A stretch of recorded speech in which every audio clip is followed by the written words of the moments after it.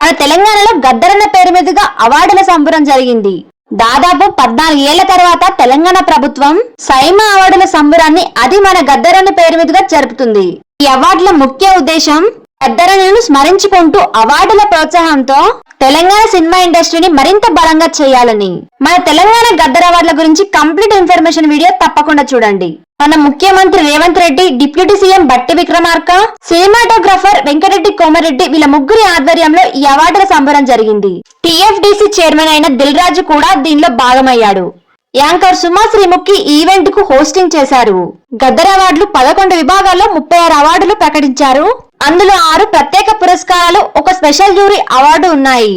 2014 నుంచి 2023 వరకు వచ్చిన సినిమాలలో ఉత్తమ సినిమాలను ప్రతి సంవత్సరానికి 3 చొప్పున ఎంపిక చేశారు. 2024లో వచ్చిన సినిమాలకు అందుకున్న అవార్డులు: ఉత్తమ నటిగా నివేతా థామస్ 35 చిన్న కథ కాదు అనే సినిమాకు ఈ అవార్డు అందుకుంది. ఉత్తమ నటుడుగా అల్లు అర్జున్ పుష్ప 2 సినిమాకు అవార్డు పొందాడు.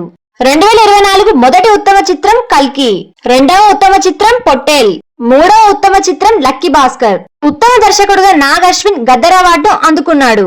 ఉత్తమ సంగీత దర్శకుడుగా బీమ్స్ రజాకర్ మూవీకి ఈ అవార్డును పొందాడు. Best male singer Sid Sriram ఊరి పేరు భైరవ్ కోన అనే సినిమాకు ఈ అవార్డు అందుకున్నాడు. బెస్ట్ ఫీమేల్ సింగర్ గా శ్రేయా ఘోషల్ పుష్ప 2 సినిమాతో ఈ అవార్డును సొంతం చేసుకుంది.